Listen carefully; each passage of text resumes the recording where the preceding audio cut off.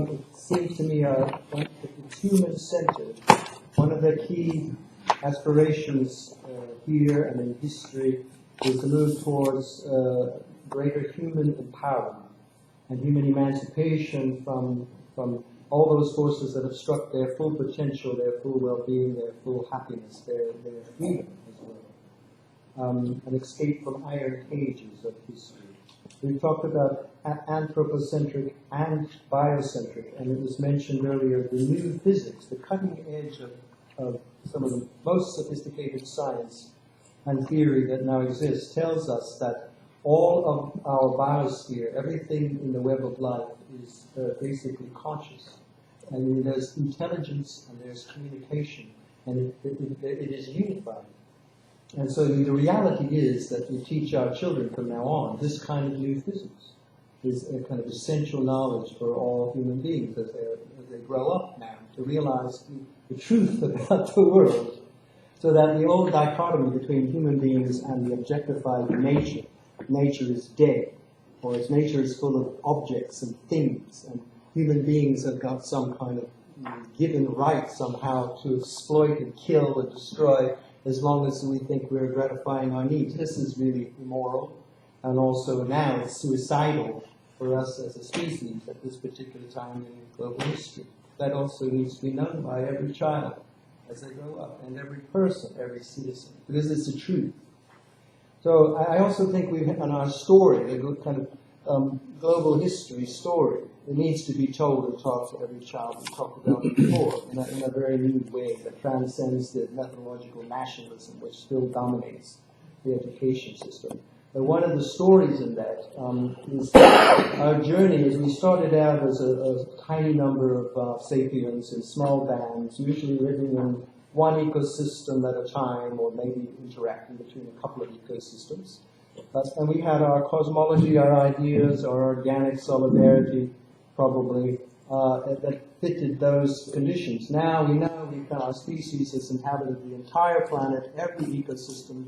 We've bound all of them together. So now we have come full circle in global history. We are one species across the entire planet in one biosphere.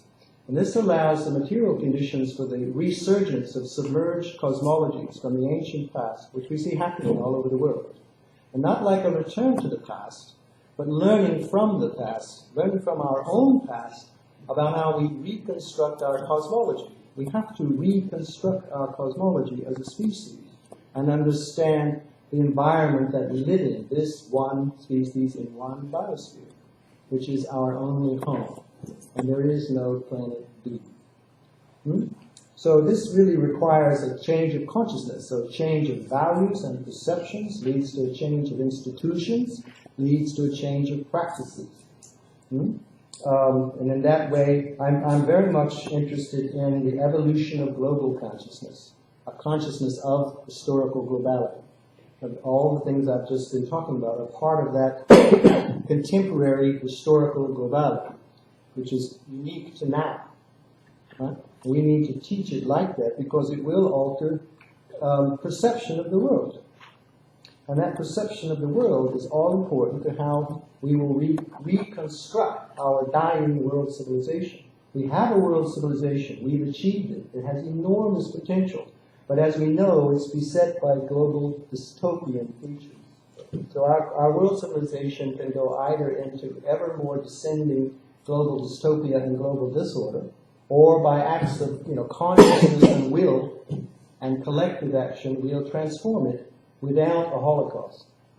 This is the greatest challenge before us, and various people have alluded to that in the last 3 days, time and time again. It's in a sense like our common knowledge now. We know this is the objective situation. So human consciousness must change, and I believe in this historical dialectic between this crisis situation, which is unprecedented in global history, and conscientization. It's like Toynbee's challenge and response model.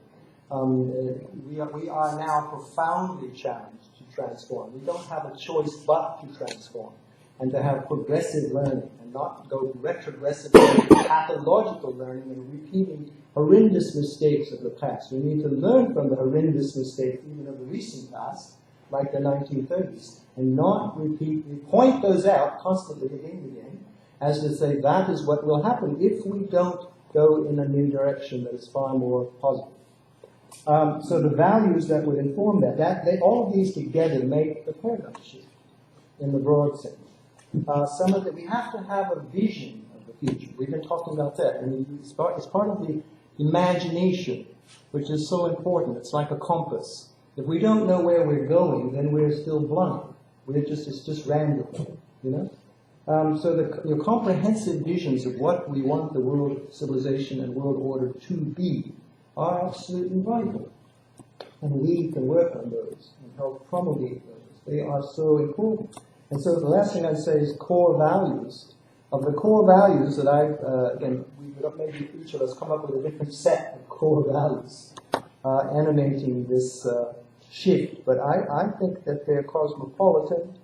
So cosmopolitanism means that you have a dialogic relationship of learning with everyone in the world, with all the other cultures and civilizations, rather than intolerance, bigotry, and so on. An acceptance of others and learning from others, being one with the others. I and thou, Martin Buber. That it is based on values of peace, that respect for all life, and that's peace with the web of life, not just peace between humans, but peace between all the species and beings that inhabit our planet. Peace with them all, and equality, meaning to say equal dignity, equal respect. It doesn't mean absolute equality, but it means that no longer shall one culture or one country or one class regard itself as superior to all the others and having the right to dominate. We have that is sort of the value of equality, and then democratic decision making. But the last thing I would say is that we still have to invent the new institutions of global decision making, and global decision making that is democratic and is also legally binding with enforcement power. It's a necessity. We have to evolve beyond the limitations of the interstate system as it currently exists and the nation-state form as it currently exists. I believe in the sense that we're moving towards the world polity, a federation of states. We have the United Nations, but it needs reforming and it needs strengthening international law. It needs strengthening. Right now, we see some of these things are basically, we fear that they're under threat of being dramatically undermined. But then we'll be into barbarism. And we have a choice between a new world civilization or barbarism.